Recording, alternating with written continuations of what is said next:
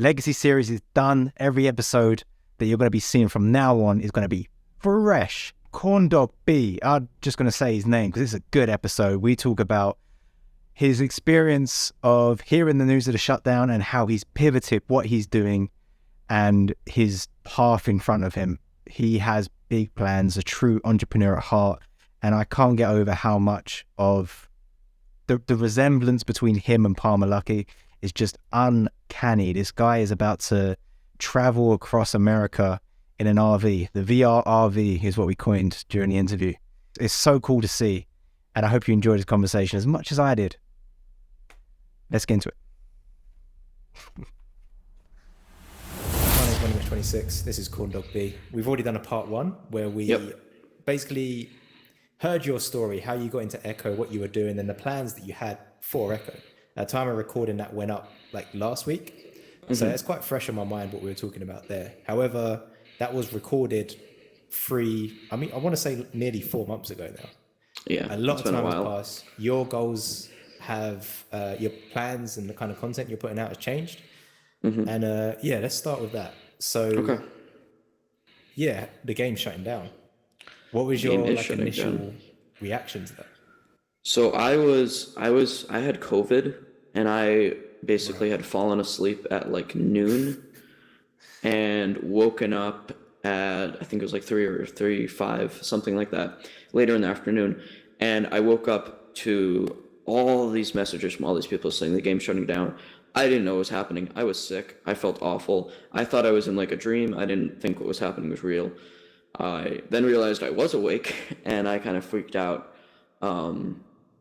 And my initial reaction was just like pure emotion of just like, oh no, everything's ruined, blah, blah, blah, all the emotions. And then I started going, hey, well, basically like, I don't have to stop doing these things. I just can't keep doing them in the same way. So that's kind of where I'm at now, where I'm like, well, let me continue making montages. Let me continue, doing my plan to make a competitive league, just not with Echo, with community-made clones like Hex. So that's where I'm at now. And, I got other things too, which we'll get to, but mainly just for what I was doing before, nothing's technically changed. I'm just not doing it with Echo. I'm doing it with Hex now. That's my plan. Did you have any plans to pivot like away from Echo completely? Because I know you're talking about Hex, and yeah, sure, it's a different game, but it's essentially a clone of Echo. Right. So, not really. I talked about, doing like an FPS, but like not really. I never really had any concrete plans to do anything other than Echo. I still don't, with this content and stuff. I think that Hex will replace Echo, and I think it'll get new people involved too. So I don't really see any worry with that. I think I can just keep doing what I'm doing just now with Hex. I made my first montage with Hex a couple days ago, which was awesome. It was really cool to, it's my pretty much first time like really jumping in and trying to learn how to throw and stuff. And it's still very early on. I'm sure they'll update the physics and everything, but it was cool, and I, figured it out.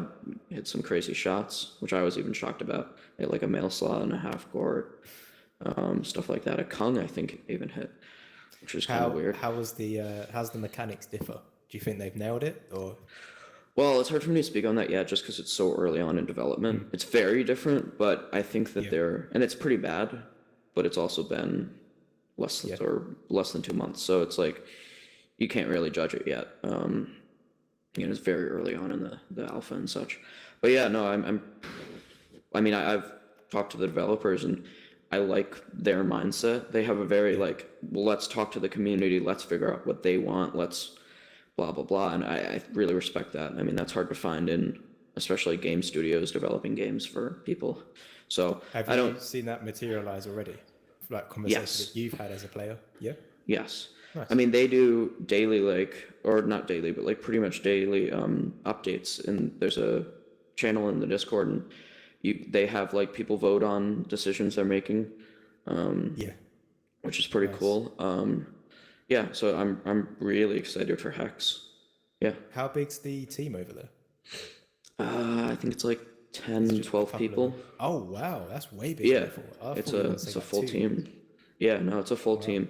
Yeah, it's pretty incredible what they've done so far. They actually have a YouTube channel, and they've been making these videos like 1 week of Hex, and then like a month I think was the registration one, and it's crazy what they've got done. I mean, I'm shocked. I mean, I've never developed games, but I know a lot about it, and they've done an incredible amount in the amount of time that they have. Would you ever develop games? Is that an interest of yours? No. Yeah, no. I mean, I've always been told like, oh, learn coding and, develop your own game and stuff like that. And it's just like not my interest. I've tried many, many times. It's just not something I'm interested in, which is a shocker to some people. Yeah, I've tried to learn coding and tried, learning Unity and stuff. Just not what I'm interested in. So, but, yeah, not really what I'm passionate about. Could you confidently say what you are passionate about instead of Yes. I'm confidently passionate about making content. Like, okay, so this is a big thing with the Echo shutdown is I really had to like, after I had all my big emotions, I had to be like, okay, well, let me really get down to the bare bones and say like, let me assess my values. What do I care about? What do I not? What do I want to continue doing? And I've always been like a much more businessman type thing. I've always done business. I remember I was like maybe 11, 12, and I don't know if you know what a Raspberry Pi is. I basically got like a little Raspberry Pi, and I would put my own retro like games. So it had like every single retro game ever made, and I sold them one summer to like family and friends, and I made I think $1,100 in profit, which is a ridiculous amount for me at that age. So I've always I've always created things. I've always liked selling. I've kind of inherently good at it. So I like business, so I was like basically saying, hey, what I think I should do and what I want to do is I want to start businesses, start selling things, start making products. And then I was like, well, do I want to still do content? And I really thought about it, and I was like, I don't think I would be doing content for money. What I would be doing it for is, well, first off, I've always liked like filmmaking. I've liked creating video and, putting my idea, making my idea in my head. And that's very filmmaking. So I really thought about it, and I was like, the attention, you get from being a content creator. So I was like, yeah, I really don't want to stop doing that. I like having that there. So I basically said, pre-shutdown, I was more trying to figure out how to make content into money, but now I'm like, hey, let me do content, but not for the sake of making money, for just the sake of making something I like, putting it out there, and not really caring if people view it or if I make money off of it. And I would make my money off of selling things. So that, and esports, if, with my esports company that I'll hopefully do with Hex, stuff like that. And really, although it's hard to make esports profitable, but we'll come do back. that. We'll come to the esports organization stuff, because I definitely want to talk about that. But in terms of content, so you say, okay, I want to make things that I want to do, and then just see how it's received. Well, that's why I started the podcast. At the moment. Oh, okay, yeah. Do you want to talk? What is that? Yeah, 100%. So I'm like, hey, there's a lot of cool people in the VR industry. I think that especially the VR industry, those people are often not really talked about. So I'm like, hey, let me start a podcast called Internet 2.0, and it'll be about future tech or, VR, AR, stuff like that. And I'll just get people that are currently involved with that. And I'll talk to them about basically future tech. And that's why it's called Internet 2.0, because that's what I think the metaverse is. You got internet, which is just like a phone computer. And really why I call it Internet 2.0 is because, well, internet connects people. I mean, that's what it does. But Internet 2.0, with being in a headset, when you have face tracking, it's just a better way of connecting with people. Like, it allows you to connect with people just better. You have eye tracking, blah, blah, blah. So I call it Internet 2.0 and just future tech and stuff, and just to, put that on a YouTube channel. And, I just enjoy podcasts overall too. I like listening to them. I like and I'd be like, let's make some. So that's where I'm at. What are your thoughts for, is platform the right word? Because right now we're speaking in Echo. The servers are going to be done in 4 months. Yes. So how are you planning to host it? Are you going to be doing it 2D, or are you going to be doing it like in workrooms or Horizon or something? So I filmed the first episode in VR chat. So that's what I'm planning to do. Of course. VR chat, yeah. So yeah, which is really cool because they have a lot of like camera settings and stuff. So I got a cool camera angle, and yeah. So probably VR chat. And you can do a lot of cool stuff with there. So yeah, VR chat. And then yeah, just continue with ConDawgB making montages and, you know, anything Echo or Hex related, you know, that type of thing. Just continuing doing that because I enjoy this game, you know. I don't want to stop playing, and Hex-VR seems like a good replacement. So that's where I'm at.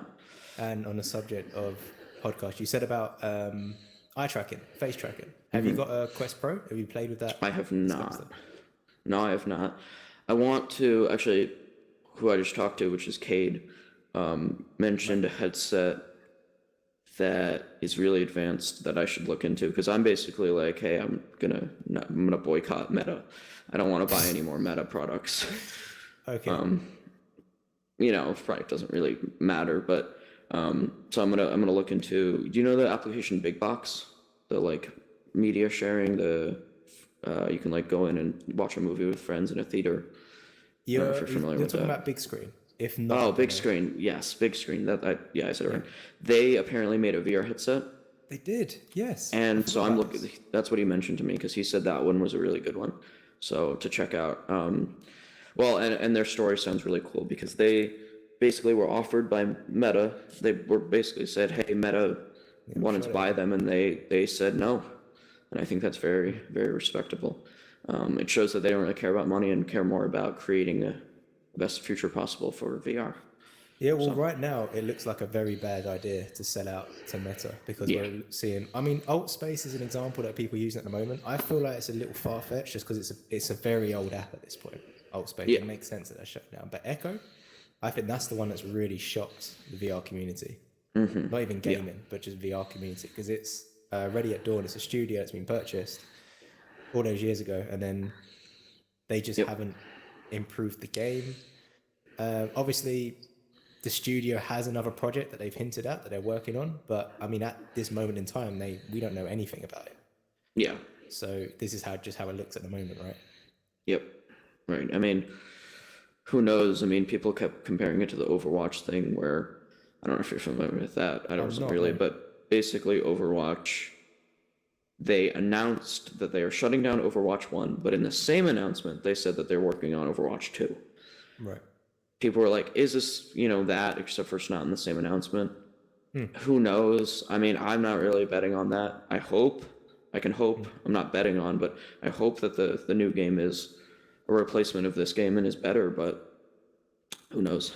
How would that affect your roadmap if they did or didn't make a recreation of the game? Like officially from the official studio, which is rare. I'd have to see it. I have to say, is it better than Hex? If it's better than Hex, I'll do what I was going to do with Hex with them, and if not, then or do a combination of both, something like that. But it's they have to win me back. I'm pretty I want to move on to Hex next, but just before that, so you mentioned about Big Screen. I forgot about this headset. It looks really cool. It's really small. I saw the Thrill Seeker video on it, and then I think I just forgot about it after that. Do you want to talk about that for a second? Is this something that you're going to be I don't know much about it. Is that what you were saying? I have no idea. I don't know. It's just a headset. I mean, I was just, he just told me about it, and I was like, let me check it out. I don't really know much about it. Okay. But it's something, just basically I don't want to buy another Meta headset. I want to buy something new. So, fair play. Yeah. Okay, cool. Well, let's go on to Hex then. So I didn't realize it's a studio of 12. That's pretty serious. Do you know if it started like that, or was it just a couple of people and then expanded? Well, I just interviewed the guy who made it, so I know the story. So when he found out he found out a day earlier than everybody else, and he told me he can't tell me who told him, because it would get them fired. But he found out a day before, so he knew that the game was shutting down, and he basically joined the Fight for Echo server and basically put out like a message just saying, hey, because he doesn't know how to code, or he sort of does, but he doesn't really know how to code. He was like, hey, if you have any experience coding, join the server. I'm going to try to remake, replace the game. Yeah. That's how it started. A bunch of people joined. There was an application, and a lot of people joined. I think they got like 1,000 members in like a couple days. What was their name? Their name, Sci-Fi. Sci-Fi. I think his actual Discord username is Cade. His real name's Cade, but his username's Sci-Fi. So I don't know which it is, but it's one of those. And you're saying he doesn't have experience with coding, but it's not so much. People that do. Yeah, and he works on it. I think he does a little bit of coding. He just doesn't. He's not as good at it. But he has the roadmap and stuff, and they're basically gonna do a arena section and then a combat section. So nice. They're gonna bring combat back as well. Yep, exactly. Have you ever played combat yourself? You played it much? Yeah. I mean, not much, but yeah, a little bit. Yeah, because it's something that kind of fell by the wayside because it wasn't ported to Quest. Mm-hmm. Everyone that joined this game during the Quest cohort, the people that first played the game on Quest, they just never came across combat. So it just kind of fell by the wayside. Yeah, which sucks. Yeah. So do you want to talk more about your collaboration with Hex? Is this something? Did they approach you and say, "Hey, as a content creator"? No. So nothing's official yet. But so let me say this first. Hex, which is all of them, they don't. Cade has told me that he doesn't really want to make anything official because he doesn't 100% know that there's going to be a final product. Right. So he that's part of the reason he hasn't done a Kickstarter or something like that, because he doesn't has a, but I'm pretty sure he will, and we talked about on the podcast a bunch community funding when it becomes, because he's paying out of pocket for all the resources they're using, and I'm like, community funding, and he's like, wait a little bit for there to be more of a final product, which I respect, but I don't know. I just think he should community fund. But yeah, I basically approached them because I knew that they, I think that they were approached by NEPA, but NEPA's over. But I said, hey, I mean, if you make the game and I want to do it competitively, you want to partner up? And he was, I think we will. I don't see why we wouldn't. I can't say for sure yet, but if let me say this, I'm pretty darn sure if Hex-VR comes out final, pretty sure, I'm 89% confident that there will be esports, which is what I'm called. I actually have a whole brand already. I have it's called Reactual Esports. That's what Reactual Esports. Esports. Okay, cool. And I basically want to do 8 planets. So it's all 8 planets: Earth, Jupiter, Saturn, Mars. Okay. Blah blah blah. And you just have pro teams, and there's 4 games a week. So everybody plays. You play once a week, your team. And how I want to set it up is I actually have a YouTube channel already called Reactual Esports. And what I want to do when that happens, my goal is to get it to happen with something, but hopefully Hex. And I don't know if you've seen what VRML is doing with the games. They're cutting them up into 2 or 3 minute videos, basically just the highlights. Oh, okay. Right. So they're doing that. And they're uploading it to the VRML channel. So I'm going to take that idea and I'm going to cut up the pro games into 2 to 3 minute, highlights basically, and post that to the channel. And then if you want the full game, there's this thing that I'm branding as Reactual TV, which I own the domain of. If you type in Reactual, it's not a website yet, but Reactual.tv. And I'm going to do a Netflix type thing, a paid subscription. I think most likely I'll do $5 a month, and you get the full game. And then you also get I'm sure there'll be more stuff, but one other idea is to have the pro players give coaching, a video coaching that you get access to. blah, blah, blah. And then you use that money to pay the players. So the goal is to get a bunch of people that subscribe, a bunch of people that buy merch, a bunch of people that, you know, like Team Earth merch or, you know, and then you pay the players. But that's why it's sort of an investment, because you'll likely for a little while be paying, you know, out of pocket if you own a team. So I have a couple people that are interested. A couple of people I know in real life that just would be like, yeah, let's do it. These are players or more no, like so they're management kind of people? They're just friends I have in real life that know me and know what I do, and are like, yeah, I'd be interested. Cool. My first question is, so what about streaming? If it's going to be behind a paywall to watch the match, is streaming going to be separate? Are you going to have a Twitch channel separately to watch the match? I mean, I don't want to say anything. I haven't That's cool. really thought about it. I mean, it's still very early on, but probably you would have that be paid as well to watch the full game live. The reason for that is, at the moment, what we're used to is VRML, and I don't really know how NEPA operates, I'll be honest, but with VRML, the matches are streamed on Twitch, like the finals and everything. You watch it on Twitch, and that's kind of our indicator if the game's growing or not, or how many people are engaging. That's how we get viewers to engage. So if you're removing the streaming part, from my point of view, it looks like you're killing the way of growing the audience.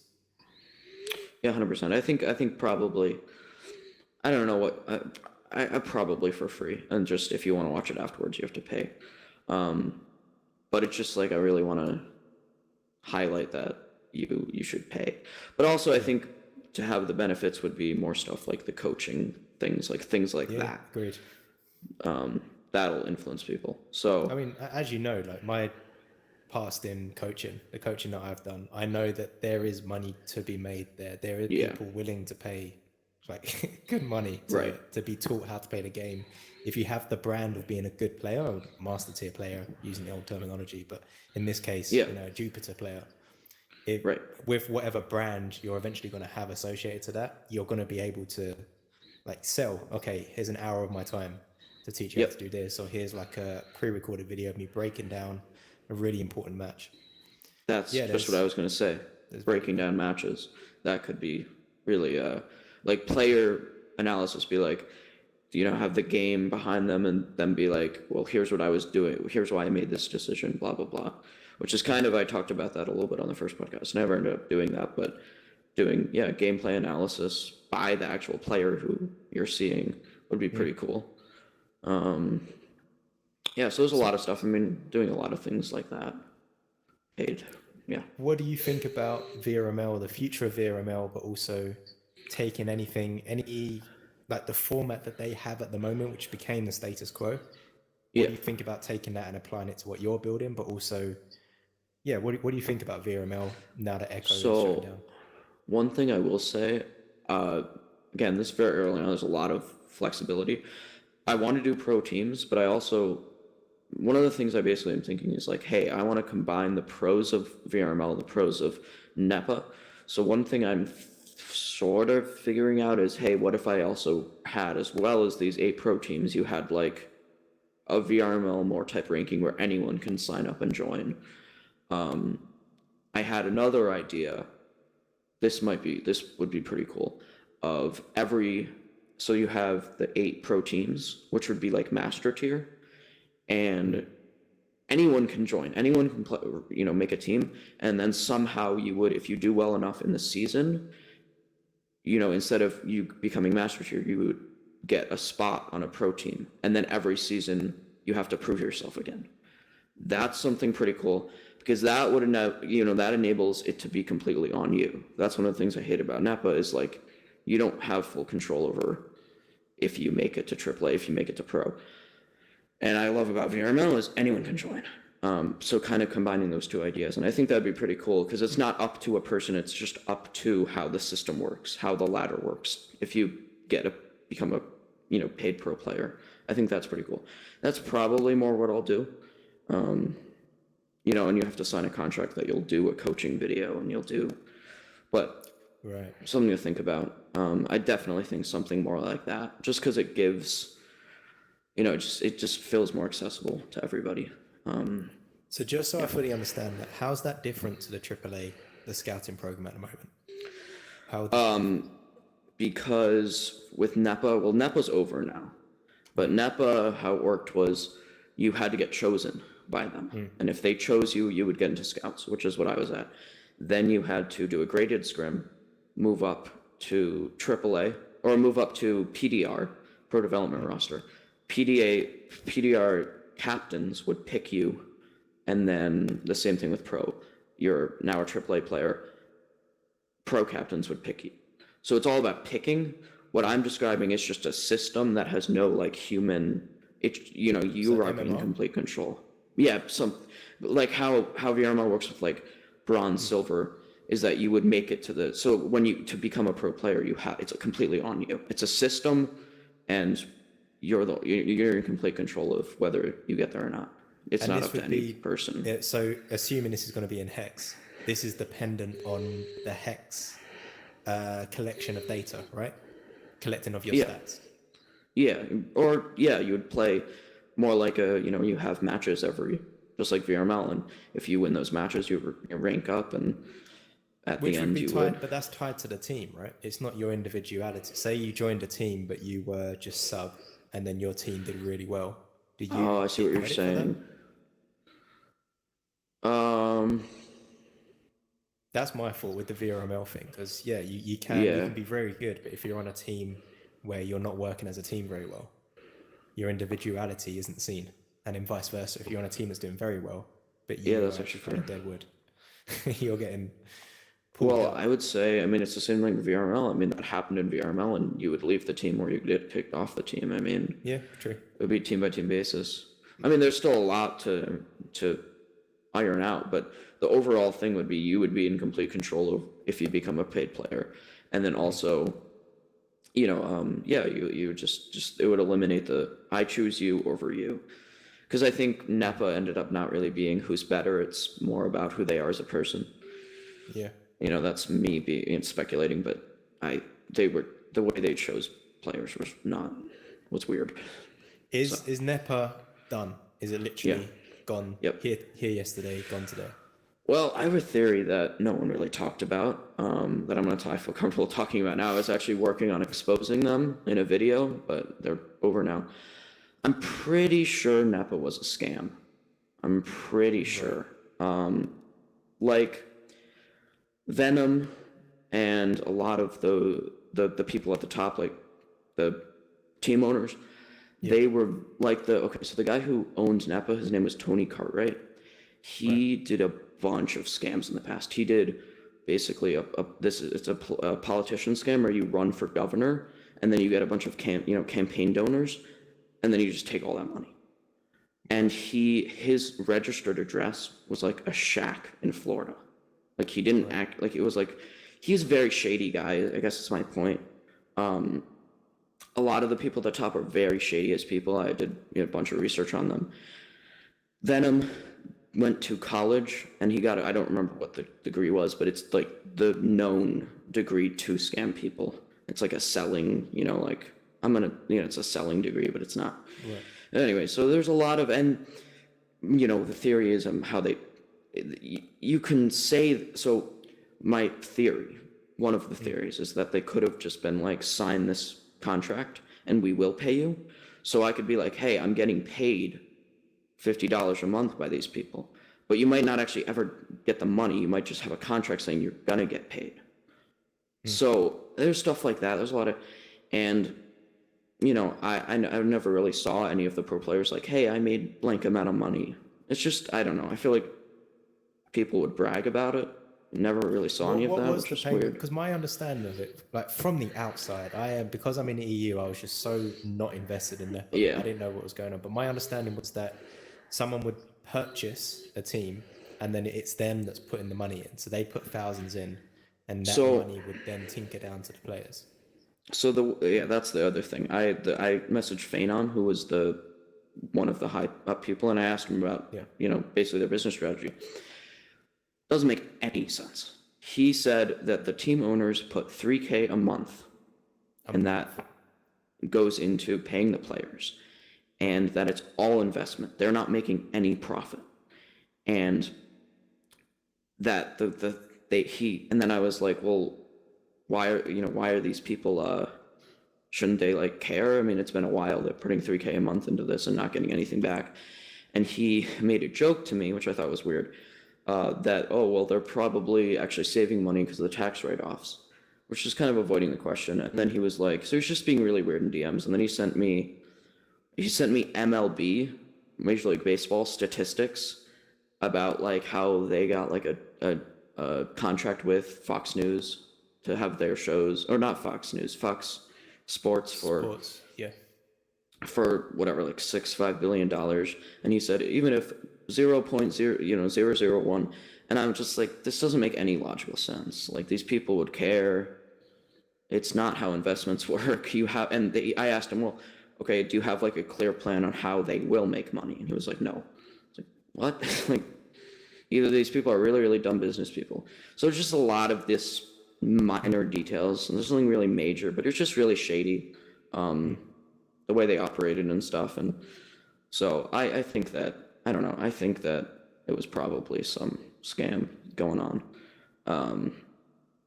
So yeah, there was a thing, I don't believe this, by the way, but there was a theory, which I think this is just conspiracy theory, that it was a front for drug cartels to clean money. I think that's very funny. People say a lot of shit. I think it was more likely, just scamming people of money. But yeah, some shady shit. But I was actually like, I was gonna make a video at some point if I got like concrete evidence. But that's over. So I'm like, that was kind of weird. I think you have to, when making accusations like that, you have to rule out I'm trying to say it in the nicest way, but just incompetency.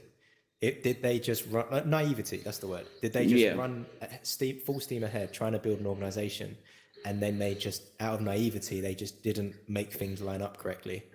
Yeah, so that's why I'm like prefacing it like, I don't know. But the other thing with that is, if it was just that, like, I could much more think that, but also all the people on the top were super shady, had super shady backgrounds. Right. I think he was being sued too. It's not, not normal stuff. So who knows? I don't really know. That's all. I just wanted to say that on the pod. But yeah. So yeah, starting a Reactual esports, doing a podcast, making montages. That's basically content for me. That's what my plan is. And overall. At time of recording, how far along are you? You said you own the domain. You've got these plans of how you're going to build it. Have you got like a roadmap of when this is going to start being announced, or do you want to keep it hush hush for now? I mean, I'm basically just saying, like, I can't do anything until Hex is released finally. Right, of course, yeah. So who knows when that's going to be? Okay. But yeah, no, I made the Discord servers. I'm maybe we'll start working on the domain, stuff like that. Yeah, I mean, I'm taking my time with it. I got other business things going on too, which I actually we'll get to now. So another thing, going back to, I like selling things, is when the news broke, I had this idea that I had for a couple months before the news, and I never really did it just because it requires a lot of work. Very cool idea, but it requires a lot of work, and I didn't really want to do the work when I was doing all this other Echo stuff. So, but the idea is to start my own VR accessory company, which now I have worked on and I'm working on. And basically the accessory would be like a sticker you put on the front of your headset, and you could customize it to be like, I don't know, SpongeBob sticker, or, cartoon character, like just things people enjoy, like movies, games, stuff like that. You just put a sticker on your headset, and that's the plan. So VR accessory company. Or is this just like an idea? Yeah, this is something. What makes your stickers different to just anyone just buying any sticker from the supermarket and putting it on? Because they're like custom designs of like to fit the headset. Yeah, and like stuff that's going on. So, and then the great thing about it is you can marketing with TikTok.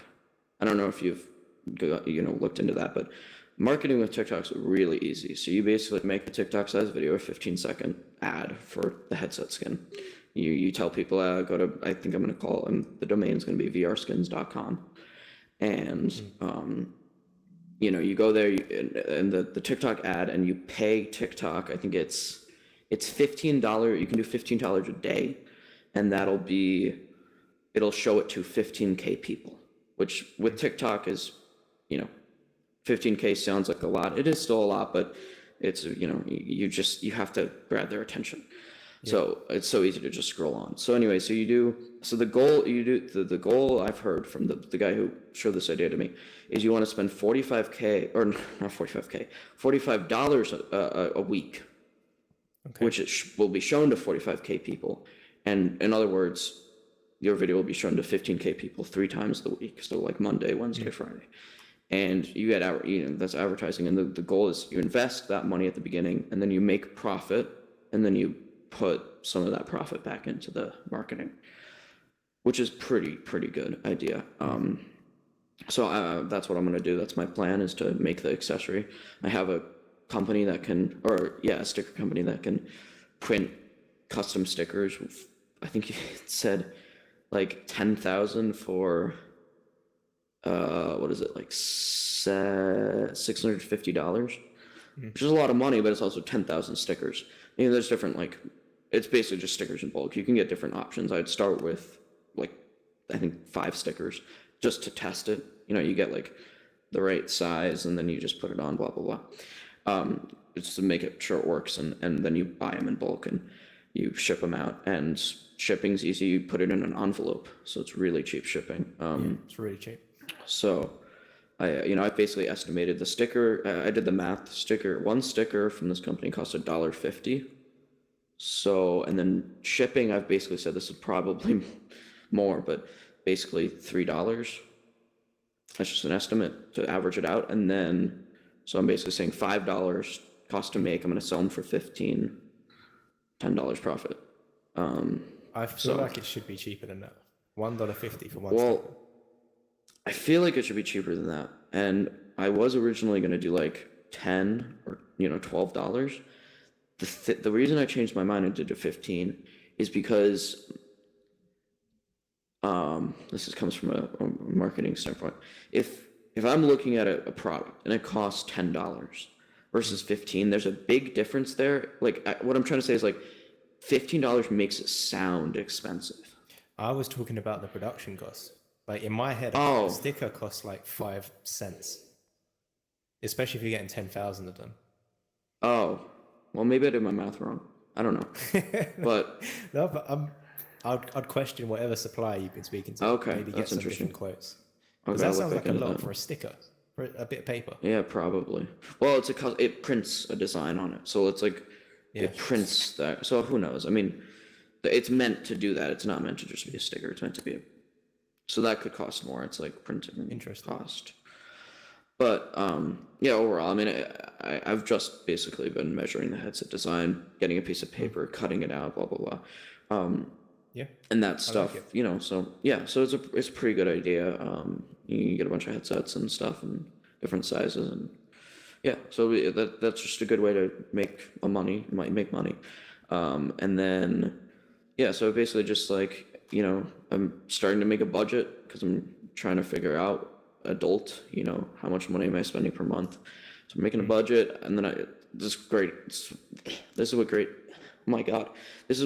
is great about spreadsheets is you can just go in and so I have 2 spreadsheets. I have my budget, which is just when I'm in the van, expenses like internet, food, blah blah blah, and then I have all my sources of income, and then I can write down if I sell per month blank amount of t-shirts, how much money will that be? How many t-shirts do I need to sell for, or not t-shirts, VR skins to break even, blah blah. So that's just cool. Speaking of t-shirts, so my second idea. All right, it's going to sound a little bit weird. This has nothing to do with Echovr VR, but okay. So let me give some explanation or some background information for this. So Elvis, you know who Elvis is, yeah, right? So when he was becoming popular, there was a huge controversy because some people really liked him, some people really didn't like him. Point is, there were strong emotions for each side. Then there was this guy who I think was one of his managers, and he was nicknamed the Colonel, which I really like the nickname, the Colonel. And he sold, at these protests, he sold buttons that said, "I love Elvis, I hate Elvis." So he just sold to both sides and made all the money. And I'm like, that's brilliant. So, and it's just using, people's strong emotions, because when you have a strong emotion about something, it's way easier to put money up for it. So I thought, hey, American politics. Let me make merch for both sides, advertising on TikTok. That's it. I think politics are dumb. I don't really care. I'm not on either side. I'm just like, let me just make some money. So I'm gonna do the Colonel. So that's the other idea. So I don't know. Sounds a little bit weird. I just want to say something. After speaking 3 months ago, whenever it was, we spoke about Palmer Luckey, and I said you are basically Palmer Luckey 20 years later or 15 years later. Did you look him up? Yes. And what do you think? I think, I mean, I really like the way he thinks. Yeah. He thinks a lot like me. How deep did you go? What were you looking into? Was it just the VR just basically what, like, his history, what he's done, blah, blah, blah. I'm surprised he is now doing military stuff. I did not feel like that was, I don't know. It's interesting to me. I wouldn't expect, I just didn't think that was him, but interesting. He did I'll send you a link after this. He did a very good podcast speaking of, basically explaining why. Because once he was done with VR, once he, for political reasons, he left that industry, he had a bit of a hiatus. I assume it's because he's under, I don't know what you call it, but in the contract it says you cannot work for a competitor for X amount of years. I imagine that was a reason to go into other industries. And he says he was either going to deal with American obesity or he was going to deal with defense of the country. And he was like, I'll send the link for what he was talking about. Okay. He really goes into details about it. It was so interesting. But he was more interested in the country's defense than obesity. At that moment, he may come back to that. In my opinion, I see him coming back to VR. But I'm under the impression he's under a contract saying you cannot compete with Meta for a while. Because if he did, if he did, imagine if he was that's actually good. Right. Valve's great. Yeah, right, exactly. Yeah, that's actually interesting. Maybe that's a good future for VR. Yeah, so let's go to this van. So you were talking about setting this idea up. Have you got like a date set up that you're going to start doing this? Have you got a van that you purchased? So not yet. So I'm basically, I'm 16. My parents are moving. So I'm moving actually less than a week from now. This week, actually. Right. This Friday is the move day. Not really, because actually all I'm moving is a VR, a computer in my VR. And shampoo, that's it. So I don't really need much more than that. You're telling me you just don't have other possessions. You have a bed, a computer. My room is, I'm sitting on my bed. I got a computer, a monitor, and 2 sensors. So you're telling me you literally just don't have just stuff. You don't have stuff in your room. I don't have stuff. That is crazy. Do you know, as a millennial, that's insane. You just don't have stuff. Yeah, I know. It's all virtual. It's all virtual. Yep.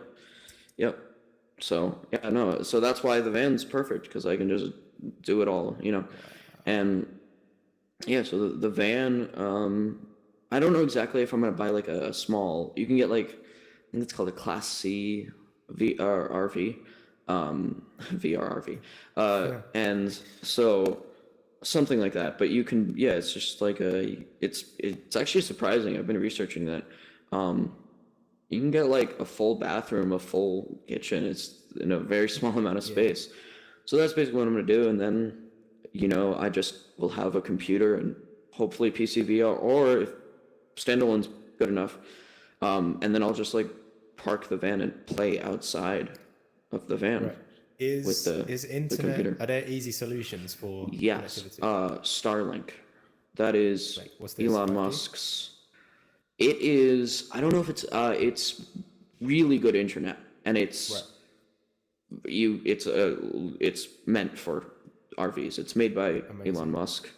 So yeah, it's actually not that expensive too. It costs a lot of money to put in, but it's like 150 a month, which is not too much more than internet. It's like maybe a little bit more than internet for most people, but yeah. So that's what we'll do for internet, and it's meant to be like, because they have satellites and stuff, so it like works, and it's meant to be.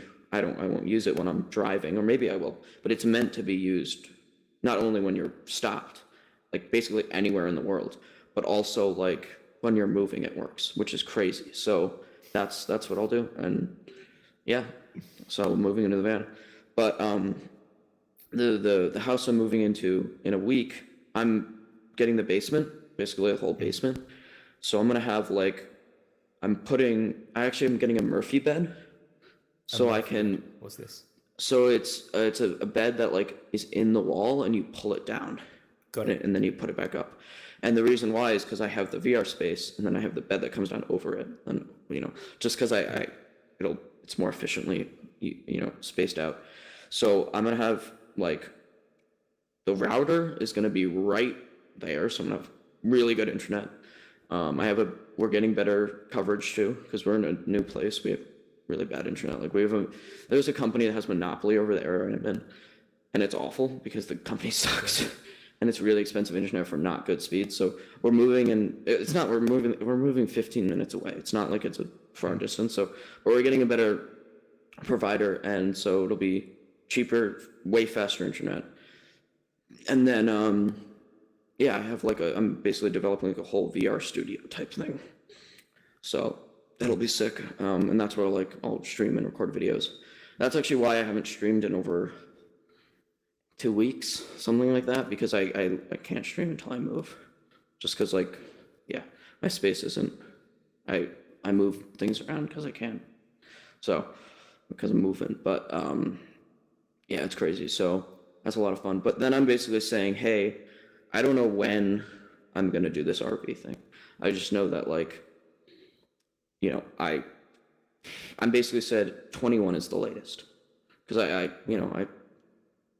doing my budgets. I'm like, I can probably afford it by then, if not sooner. And then yeah, I'll just move into an RV, and later on in life, I'll definitely buy a home and stuff, but or an apartment, but I'll still have the van, so it'll be both. And the other idea I have is to buy property all over the US, so when I'm not in a property, I can rent it out. Yeah. It's even more money. So there's a lot of things you can do, but yeah, overall just having, yeah, so, and then the RV, and drive around the country, go anywhere. I want to go all over the place and explore all these different areas, because I've been in this one. What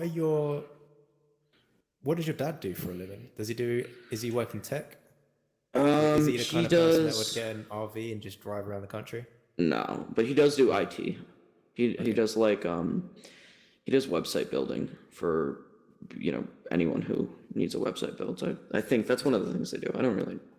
And then my mom. Is there a part of you that? Oh, go on. Yeah, sorry. No, my mom she's a professional organizer, which I think is quite funny. She goes to people's houses and organizes their stuff. Oh, interesting. So yeah, I thought you were going to be executive assistant. You mean yeah, people's house? Yeah, she's a little bit entrepreneurial. She started a business. Okay. Yeah. I was wondering if is there another place this impulse to travel is coming from? Is it about traveling, or is it more about, is it freedom? Is this coming from a different place, which is independent from VR? Well, it's not really just where I really had the urge to travel. And I think the reason why is I want my stuff with me. So yeah, that's why the van works. And also just I've been in this one place in the world. I've lived here my whole life. I kind of want to go around the whole the whole US and just drive around. And because I have all my things, it's not like I need to like stop anywhere. And it's mainly a freedom thing, because I'm not restricted by one area. I mean, when you have an apartment in one area, you can't really like, and I can also like, for example, where I'm at now, horrible winters. The winters are horrible. Like right now, it's awful. And I don't like winter. So I can like go up to like a place like Florida during the winter and come back here, so it's like, and I'm juggling, like I have, the house that we're moving to, which when I'm an adult, which will be my parents. And then I have a friend who is raising children, and I'm the godfather of the child that isn't a child, that's not born yet. But so I'm going to be the godfather, so I'm going to be kind of like back and forth. So that's another reason. And yeah, so just overall, and I just want to like, well, and another reason is because I'm in this online space, I can meet people easier, because I can be just traveling all over the place and be like, oh, I'm going to, meet this person in Florida. And then, because I can just meet all my friends. That's another reason. It's a really, actually a pretty cool thing. Yeah. So that's a couple things, but yeah, overall. Yeah. Are you planning to go Denver for VRMLCON? Probably not. 3rd of June. Probably not. Probably not. Interesting. I want to, but I don't know. Maybe I might. It just feels like I don't really want to go, because I want to kind of, Echo's still like emotional and stuff, and if I feel like if I go there, just I don't know. Maybe. Definitely something I will think about, because it would be good content. Emotional in what way? Like I just don't want to like for example, Nepaland 2 has been canceled because of Nepa, but the community's still doing it. So like I would go there. I think it's already happened. Didn't that happen? Wasn't it this weekend? Yeah. I think it was this weekend. But I was going to go, but then I decided not to. I don't know. I mean, it'll be a while from then. Like this is my first time in this game in like 2 weeks. So I don't know. Well, that's part of the reason. That's partially because I'm very busy, but so I don't know. But something I'll definitely think about. Probably, in hindsight, I probably will go. Just because it's over the summer. I'm very much at a place now where I'm like I worked through the emotions of Echo, but it's just like I'm kind of trying to move on and do this new thing. So it feels like I'm almost like going back. If I go back, metaphorically going back. I don't know. You mean in terms of content, or? No, I mean like I would be going for Echo, and I don't really want to go for Echo. So if there's I don't know. I probably will end up going. It's just one of the things right now. It's not really a thing I'm thinking about. I'm more thinking about how to move on, not how to stay in the loop, if that makes sense. So how does it feel to be an Echo today? Back in the game, logging back in, seeing the notice saying it's shutting down. Yeah, it's a little bit. But, I mean, I'm here to do this, so it's like, okay. But, yeah, I wouldn't play this game just pubs anymore. It's just not, Cool. Yeah, mainly also just because I'm like, hey, why would I spend time doing pubs when I can instead work on VR accessories? Or it's just, I'm trying to shift my mind away from it. Because a lot of my thought before was just about Echo. And now I'm like, well, let me try to think about something else, just because it's not permanent anymore. Well, in your mind, are you able to separate Echo the game, the title, from you, ConDawgB, your content, what you're working on, your future? Or was it too intertwined and you're still in the process of separating it out? Is that? It was intertwined. It's mostly separated. But yeah, definitely. Well, I think a big thing that helped it get separated was like, I was going to do this for a living, and now I'm like, hey, let me just do it for fun. Let me do VR accessories, political merch for money, and whatever other things. I'll do a bunch of other things. I mean, so yeah, I mean, I'm not really worried about money anymore. I was at first, because I was like, oh, what am I going to do to make money? Because I'm very, very, I don't like the word entrepreneurial, but I'm very entrepreneurial. Like I'm. Well, where's it come from? Because you sounded like this before. This isn't a new thing. Yeah. You have this ability and urge to look for ways to make money off of things that you're interested in. Does that come from your parents? Is it just something you always did when you were younger? I feel like it comes from my parents. Well, it's something that has I've thought about this a lot myself, just for myself, because I'm like, I don't want to buy things. I'm not materialistic, but I also want a lot of money. And it's like, why? Why? Why would you want money if you don't want to buy things? I think the freedom it gives you. That's something I think about. Like, you know, if you have a lot of money, you're very free. You don't have restrictions. I think that's probably where it comes from. And also, like, I want to say like a dopamine thing. Because when you see money come into your bank account, it's like a dopamine thing. It's like a rush. I don't know. I think it's mostly just I inherited it from my parents. I mean, my dad's a very successful businessman, so. And I mean, my family has always, on my dad's side, always been, like, I remember my ancestors made a lot of money on, like, I think my great something grandfather, like, made a bunch of money in, oil and stuff. And so it's just like it's in my blood, I guess. I don't know. But yeah, it is something that's been interesting. Well, and I think another reason is I see money as I don't want to say it that way, but like, oh my God. Like, you can do a lot with money, I guess is my point. And like, I think a lot of people think, hey, money, if I make more money, it'll give me like a bigger box to live in, a nicer car. One second. Where are we going? We're going to a place of... why I have the need to like make money. Entrepreneurial tendencies. Is it genetic? Yes. Is it your upbringing? Is it like a rebellion thing? You're not homeschooled, right? Are you in public school? I'm in school. I'm in actually private school, but yeah. And what's if you start saying things like, I'm going to make money from VR, how does that fare when you say it in front of other kids, in front of teachers? By the way, come forward a little bit. Okay. Right here. That's good. Okay. Yeah, I mean, people, I think, I'm very thankful. A lot of people in my life are very supportive of me. I don't think they understand completely, which is normal, but they're very supportive of me.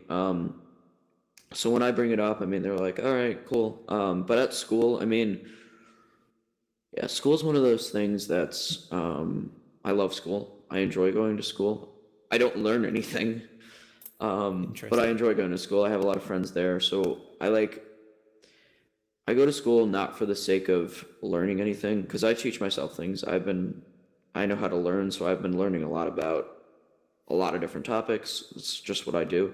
I basically, when I get home from school, I have a checklist. I have to work out. I have to learn something, and then I work out. I do work, do something productive, and then I do something that I enjoy just for fun, and then I learn something, and that's basically how I end the night. And so that's like a checklist I have just to keep me on track. So I enjoy learning. School is one of those things where it's like it's just not for me. Like, I know what I'm doing. I know what I'm going to be doing. It's just, I'm not taking a normal life path. I'm not going to go to college. I might drop out. So, who knows? But yeah, school, I don't have a problem with school. It's just not, I don't do it in a normal way. I don't go there to learn or. What do you do then if you're going to a place 5 days a week and you're like, I'm getting nothing out of this? How are you spending the many hours? What, 30 hours a week? Well, I mean, I go to a private school. They're very, I feel like if I was at a public school, like, I'm on my phone a lot in class even. Right. I think that, I mean, I don't know, I probably am good at it. They don't really catch, but like, I still do work. Like, I've edited whole videos at school throughout the day. Right. Like, so I don't really, I mean, I'm just kind of, I'm there because I have to be there. When I don't have to be there, I might not be there. You have to be 17 to drop out, so and that's this September. So who knows? But I think that the only reason I am still there is, well, first off, the law, obviously, but also like what I get out of school is it matures you, because what I've learned is school, what they give me something to do and I don't want to do it, but I do it anyways. That's a very it's a thing that happens throughout your life, and if you can't do that, then that's going to be a problem. I mean, people that drop out of high school, most statistically, they commit crimes a lot because they just can't do anything they don't want to do. So there's a maturity aspect. I think that's a big thing. That's basically like my parents understand. So I think that they're at a point where like, yeah, if I'm living, I'm essentially living on my own now. I'm going to start doing my own laundry. I'm buying some of my own food. I'm making my own food. I'm I'm basically living on my own, but just with my parents. So, I mean, I think that once, especially turn 17, my parents, they understand that I'm not there learning anything. I'm just there for the sake that I have to mature. I'm mostly there, but there's some things. So I think that's the reason. But I definitely think I will end up dropping out. It's just not a place for me. I'm much happier, or not much happier, but like I can just, I struggle sometimes because I'm like, I get home from school, I got this amount of time to do all these things. That's the reason why I want to drop out, is because I lose all this time every day.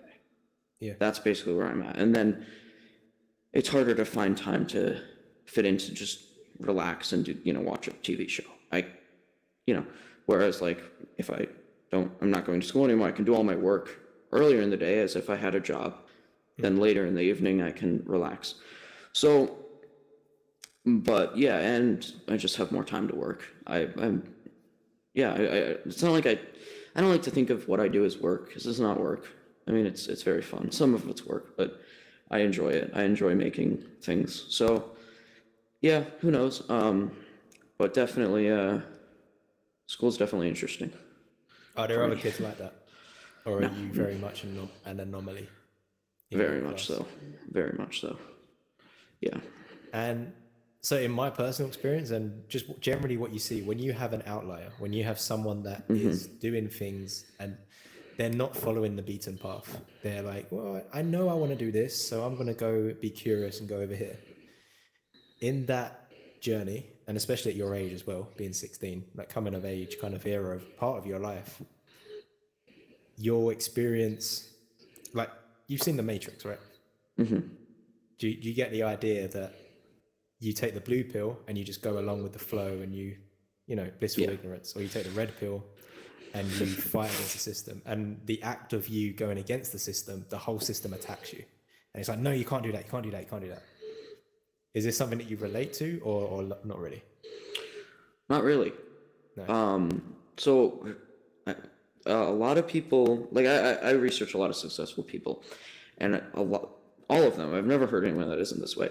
They always are like, the school system sucks. The school system sucks. It should be different, blah, blah, blah. I'm like, hey, I actually think the school system's perfect. Here's why. Because it is so rigid that it really differentiates the people that will go outside of it and the people that will go in it. Like if you want to go through the school system, go to college, like great. But also nothing's stopping you from like going outside. And I think because of how extreme it is, it really does a good job separating the people out. And I just truly think like some people will become successful, some people won't. There's no way for everybody to be successful. And I think that's a very unpopular opinion, or something that a lot of people don't think about or haven't said it that way, but I think the school system actually works perfectly. I wouldn't change a thing about it. I think it's perfect. Yeah, that's my view. Is it something that's more tolerated in your experience and at your school? Is it, I don't know what your real name is, but say they said Connor. Connor. When they're talking about Connor, is it like, oh yeah, Connor's just doing his thing? Or is it more like Connor's a bad student? We really need to keep an eye on him. He's got these crazy ideas. We need to keep him on track. He's failing this class. Well, I think I don't really talk about, there's not really opportunities to talk about what I do with so you do teachers. You go under the radar. You do enough. Yeah, more or less. You're not raising eyebrows. Yes, that's a big thing because that's why I'm there. I'm not there to learn from the work. I'm there to just do the work. I mean, I'm not doing well in some of my classes. I'm not failing. That's where, and so I think it's important. I've got get a battery. I'm on 3%. This went longer than I thought it would. Oh, that is surreal. When you're moving in VR and also grabbing your chair. You fly below the radar. Yes. People don't notice that you're working on all these other projects and less invested in the schoolwork.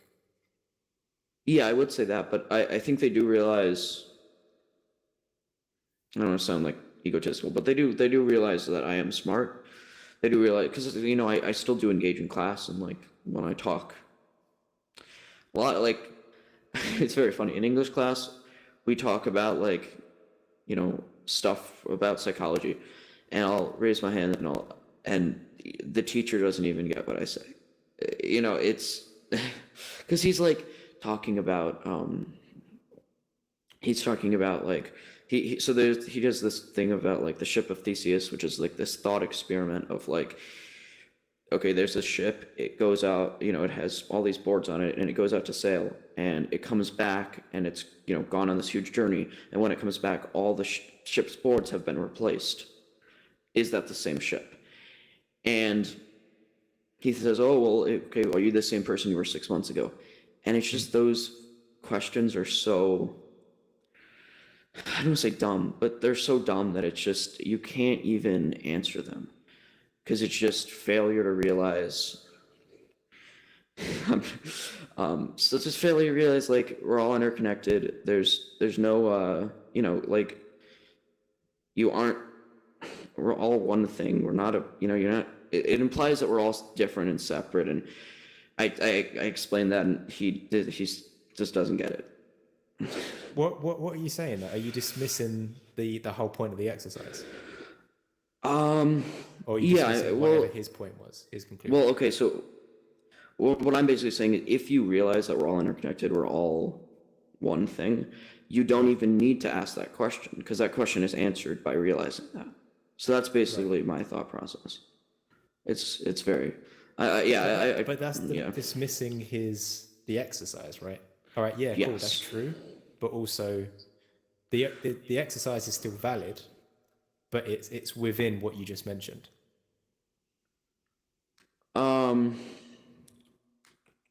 Well, I wouldn't say I'm dismissing it. I'm just answering it. Because if you realize, like, those questions become pointless because you already know the answer to them. Does that make sense? No. So what's the answer? Okay. Yes or no? Or is that what he was forcing, or was the point just to spot? He was trying. Well, if you realize that we're all interconnected, then there's no need to ask that question, because it implies that we're different. It implies that there's separation between us. It implies that we're each individual things and we're not one whole thing. So, which is true, no? I'm being devil's advocate. I'm saying it's true. Both is true. Yeah, we are all one. Yeah, nice. We're all one organism and stuff, all one Earth. But also, we're not. We're individual. This person has this name. This person has that name. This person's male. This person's female. This person is this ethnicity. This person's that ethnicity. Both. Yeah, coexist. I mean, yeah, sure. Sure. I think. Yeah. Sure. Yeah. But yeah. So I get it. I'm just. Yeah, it's just. Yeah, English class gets a little bit boring. That's all. Is that how it tends to go, though? It's sort of like you just fundamentally disagree with the questions or the syllabus that's coming up. And then Not that I disagree, it's just that, like, yeah, it's not that I disagree with it. I just don't think, I think that if you realize this other thing, it's like those questions are answered already. If that makes sense. So is it about, like purpose? It's the point of the question. Is that what rubs you the wrong, not rubs you the wrong way, but is that what disagrees with you, which is thought exercises for no apparent reason? Yes. Lack of Yeah, reason, I think I have another unpopular opinion. I think philosophy is dumb because it's like, if this thing wasn't this way, but instead was this way, what would happen? And it's pointless. It's you spend all day thinking about shit and never actually doing anything. And so I think philosophy is dumb. Which even what I just said was technically philosophy, but the point is that it's like, which is funny, but yeah, I just, I'm beyond that, I guess. Yeah. Yeah, no, it makes sense. It feels like you're in a place of like, you're thinking about, you've clearly got goals that you're moving towards, and anything that isn't really helping you in that direction, it's kind of like, why am I investing time in this? Like, my time is valuable, my time is precious. Why am I going to learn about these hypotheticals that don't add anything to anyone? Yep. Yeah, that's yeah. Does that affect your enjoyment of like stuff? You know, like if you're going to go down the bowling alley with your friends, does it sometimes take away from it? Well, no. Well, no, because so it's just like a different mindset. Yeah. Like I can go watch like a really dumb movie and I can enjoy it. Yeah. Because I can go in that mindset of like, I'm just gonna do this. So like that, like I spend, well, even the things I do for fun are like, yeah. So I don't know, but when I don't like to, I don't like to spend my time doing that. I most often don't want to do anything pointless or useless or has no benefit towards what I'm trying to become, what I am, that type of thing. Yeah. It doesn't make sense. I don't know why people do things pointlessly. No, it's completely valid. It's just where you are at the moment. This is what you're focusing on. Like you spoke about dopamine earlier. You're getting dopamine from like achieving, from doing things, making things happen. So anything that isn't pushing you in any kind of direction, it's kind of like, oh, that's a bit boring. What's the point of that? Yes. Yeah. So that's a good way of looking at it. Yeah. The pros of that is that you've got clear direction and you're going to make things happen and you're going to make a lot of money doing this. So is there any other topics that you want to bring up or mention or talk through, or maybe something that you want to return to? Because otherwise I think this is a good point to wrap this up. I'd love to return to business. I want to talk more about that. Yeah, so, and I want to talk more about the entrepreneurial stuff because I haven't thought about that a lot. And I would like to, because I've always had that,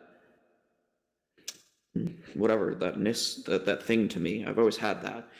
And, I've always liked creating things. Like I have this awesome memory of this. So I made completely out of cardboard, and I was probably 7, 8, a working cardboard safe. Like a combination lock with the 3 completely out of cardboard. And it was really cool. I think it doesn't work anymore. It's probably threw it out, but it was a while ago. But like, I've always done, and like, okay, so I have this drawing I made. It's a regular size sheet of paper, and I got this thin mechanical pencil, and I just drew all these lines very tinily, and it's like beautiful the way it looks because it's all that tininess.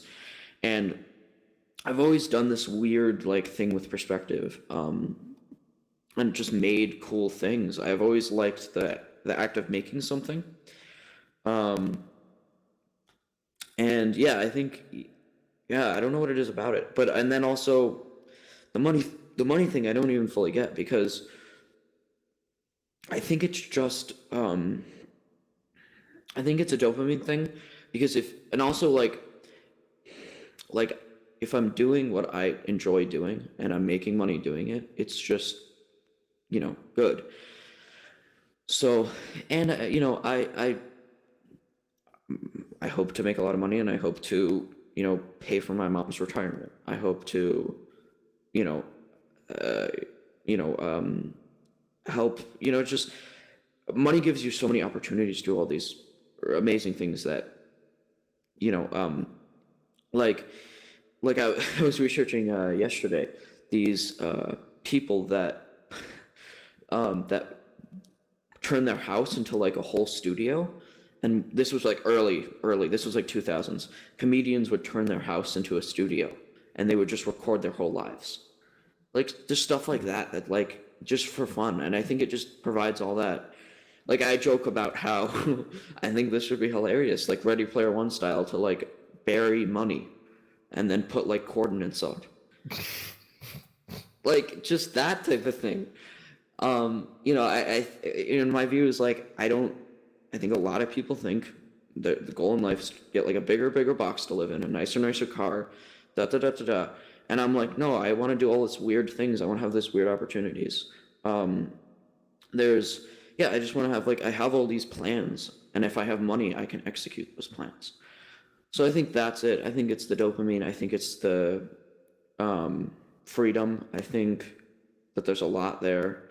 And overall, just knowing my creation works, or knowing my creation works is something that is it just feels good. I mean, that's why the subscriber thing's awesome. When I see people subscribe, it's recognition that like what you're doing works and what you're doing is cool. And how could that not feel good? So yeah, there's a lot of that. Yeah. Nice. I'm going to wrap this up now, but ConDawgB, absolute pleasure to speak to you, to do this part 2 as well. Yeah. I really enjoy watching you from afar, what you're doing, but also having these conversations, getting to know you as well. Awesome. Yeah. It's really cool. It's good to see, like in my mind, you're Palmer Luckey. You are, my understanding of Palmer Luckey is like in you, the whole entrepreneurial side of it. It's amazing that you're interested in VR. You've picked it up, and I really want to follow this journey of you being in the VR RV. I think you need to coin that term. That's actually a good term. Yeah. Yep. That's so cool. I'm really looking forward to seeing that manifest. Hopefully I'll see you in Denver. I'm going to be in Denver in June. Yeah. So it'd be really cool if you're there as well. And best of luck. Yeah. Be in touch.